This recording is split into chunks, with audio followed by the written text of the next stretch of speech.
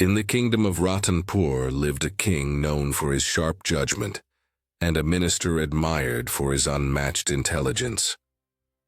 Whenever a difficult matter appeared before the throne, the king would look toward this minister, trusting his calm mind more than anyone else. This respect, however, silently sparked jealousy among others in the royal court. They waited for any chance, big or small, to mock him or weaken his standing.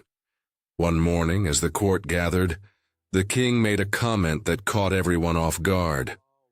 With a half smile, he said, "You give me perfect advice in everything, but your son seems to have no sense at all." A wave of soft laughter spread among the courtiers. The minister's face tightened. He bowed slightly and asked, "Your Majesty, what makes you believe my son lacks sense?" The king leaned back. "Every morning in the marketplace I ask him a simple question. Which is more valuable, gold or silver? And without fail he answers silver. Tell me, what could be more foolish than that?" Now the laughter grew louder. The minister felt a sting he hadn't felt in years. He said nothing more in the king's presence. Instead, after court ended, he walked home with heavy steps, replaying every chuckle he'd heard. Reaching home, he called for his son. "Tell me," he said, "you know gold is worth more than silver, don't you?" His son nodded calmly. "Of course, father." "Then why," the minister asked, "do you insist on giving the king the wrong answer every day?" The boy simply smiled as if waiting for this moment.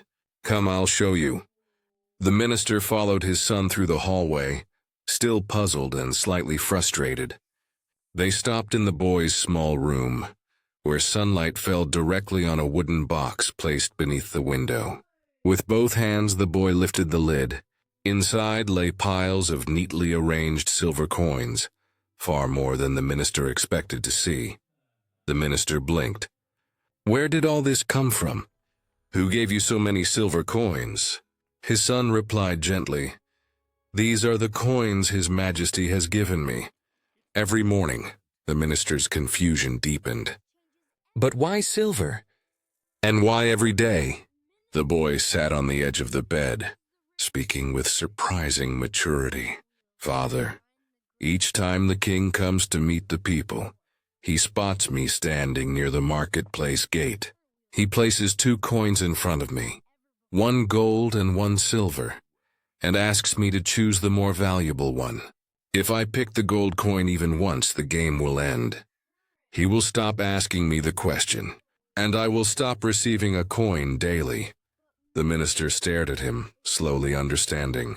The boy continued, "The king enjoys watching me choose silver. It amuses him. He gets to laugh and I get a silver coin. It's a harmless trade. But if I ever take the gold coin, the game ends. And for 1 gold coin, I'd lose the many silver ones I receive over time." A long silence filled the room until the minister finally exhaled. He wasn't angry anymore. In fact, a smile tugged at his lips. This wasn't foolishness. It was strategy. The boy added softly, "People may laugh at me, but I know exactly what I'm doing. Value isn't always in what others think. Sometimes it's in what keeps coming steadily." The minister placed a hand on his son's shoulder, pride replacing every trace of embarrassment. From that day on, whenever someone tried to insult the minister by calling his son foolish, the minister simply smiled. He now understood something the court could not. Wisdom doesn't always appear in grand speeches or clever arguments. Sometimes it hides quietly in simple decisions that others fail to notice. The minister reflected on how often people judge others based on what they see on the surface. A child picking the wrong coin made for easy mockery. Yet that same child had gathered a fortune without arguing, without showing off, and without needing anyone's approval.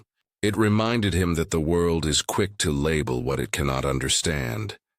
In the days that followed, the minister even watched from afar as his son repeated the same ritual. The king would smile, place 2 coins before him, and ask the same question he had asked dozens of times. Courtiers would snicker under their breath, and every day the boy would calmly pick the silver coin, bow politely, and walk away with another small earning in his pocket. The king believed he was watching a harmless child's mistake. But in truth, he was witnessing an unspoken lesson. Consistency can outsmart cleverness, and steady gain can surpass a single moment of glory. At dinner one evening, the minister told his son, "The world often praises those who make noise. Yet the truly wise move quietly, choosing what benefits them in the long run." His son simply replied, "I just do what keeps life simple." As time passed, the story of the foolish boy became an example the minister used to teach others. If you know your path is right, let the world laugh. If your choice brings peace and benefit, let people misunderstand. The world has always called visionaries crazy before calling them wise.